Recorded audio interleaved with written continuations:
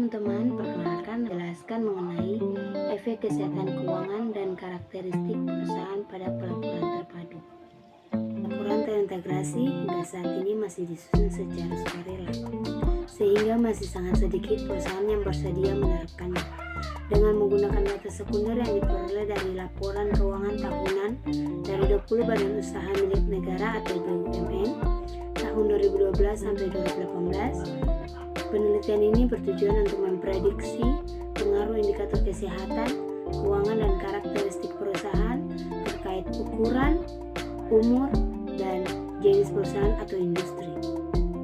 Penelitian ini memberikan bukti empiris bahwa indikator kesehatan keuangan dan ukuran perusahaan pensialan atau signaling theory, semakin rendah tingkat kesehatan keuangan dan semakin kecil ukuran perusahaan, maka perusahaan akan semakin meningkatkan cangkupan pengungkapan dalam pelaporan terintegrasi dengan tujuan untuk meningkatkan nilai perusahaan. Yang pertama, pertemuan. Iklan pengantar konsep pelaporan keuangan telah berkembang secara dinamis dalam 20 tahun terakhir.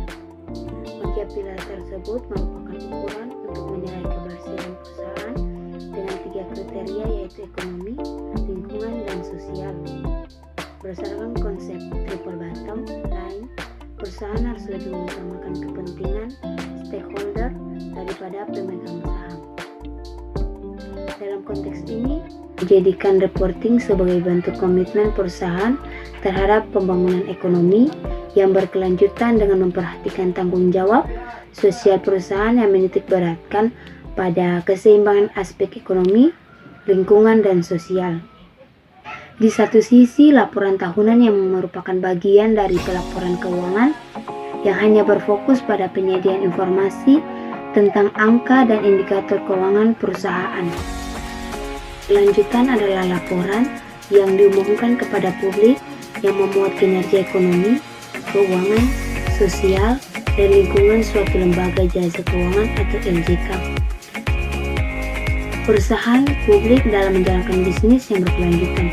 Dengan demikian, kedua bentuk pengungkapan tersebut memiliki nilai manfaat yang berbeda dari pengambilan keputusan. Dalam pengambilan keputusan, menentukan alokasi modal, pelaporan terintegrasi sangat penting dalam mendukung kejelasan kandungan informasi baik informasi keuangan maupun non-keuangan. Sampai saat ini, pelaporan terintegrasi masih dilakukan secara sukarela. Laporan keuangan yang diterbitkan oleh BUMN bertujuan untuk melihat kondisi keuangan perusahaan dan memberikan informasi tentang kesehatan perusahaan guna mempertahankan eksistensi dan persaingannya.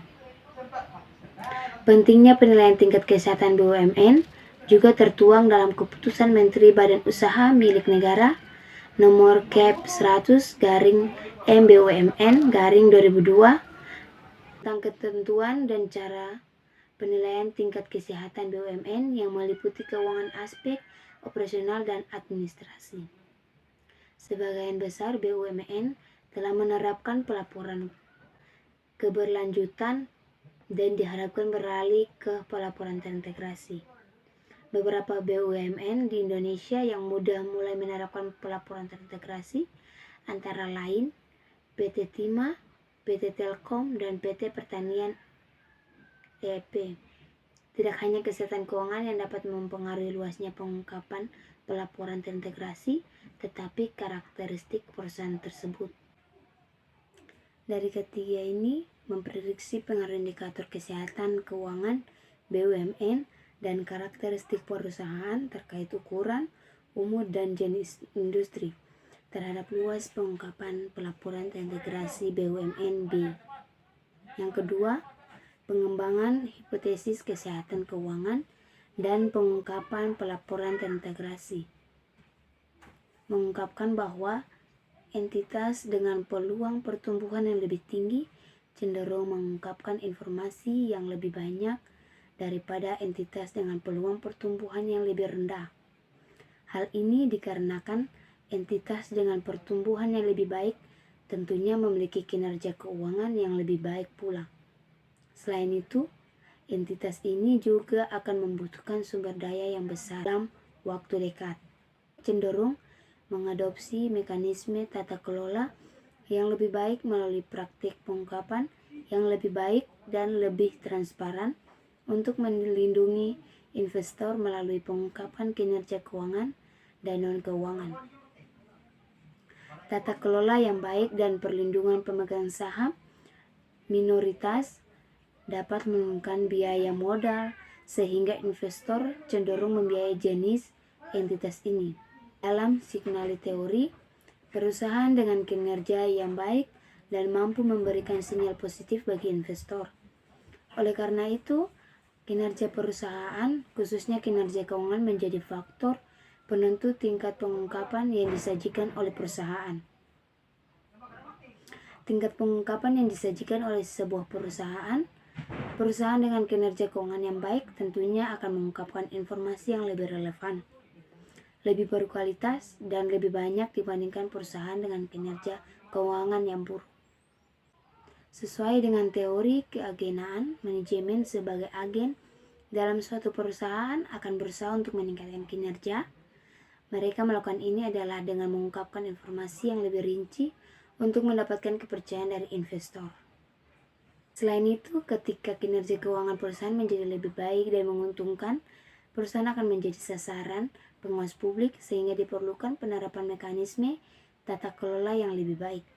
Oleh karena itu, salah satu cara untuk melakukannya adalah melalui pengungkapan secara sukarela untuk menghindari potensi penerbitan regulasi eksternal. Namun, hubungan antara kinerja keuangan dan tingkat pengungkapan masih menjadi bahan perdebatan dalam penelitian di bidang ini. Hasil Aras et al. 2010 penelitian mengungkapkan bahwa tidak ada hubungan antara kinerja keuangan perusahaan, data tingkat pengungkapan tidak ada hubungan antara kinerja keuangan perusahaan. Entitas yang lebih besar juga mengalami lebih banyak tekanan dari berbagai kelompok pemangku kepentingan untuk mengungkapkan aktivitas sosial mereka. Dengan kata lain, ukuran entitas akan mempengaruhi luasnya pengungkapan tanggung jawab sosial perusahaan yang merupakan bagian dari laporan terintegrasi. Ketiga, metode data dan analisis penelitian. Metode data dan analisis penelitian ini eksploratory yang bermaksud untuk menjelaskan pengaruh indikator kesehatan keuangan BUMN, size, umur, terhadap sejauh mana pengungkapan pelaporan. Sebelum menjelaskan pengaruh tersebut, dilakukan analisis mengenai kondisi kesehatan aspek keuangan BUMN yang mengacu pada peraturan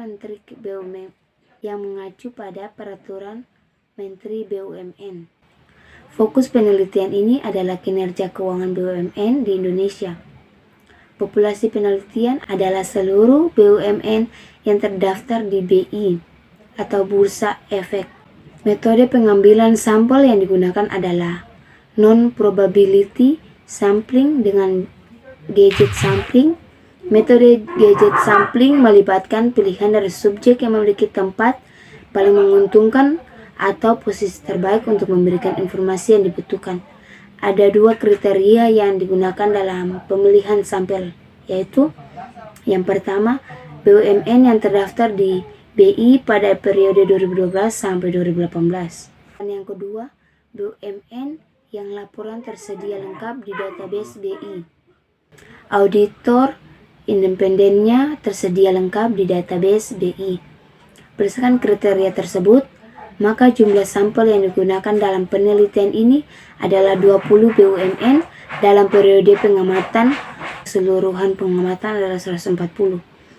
Data yang digunakan dalam penelitian ini adalah data sekunder. Kesimpulannya yaitu ini merupakan analisis statistik deskriptif dilakukan untuk memeriksa analisis frekuensi sebuah perusahaan yang dimana sebuah perusahaan harus memenuhi syarat untuk mencapai tujuan yang diinginkan.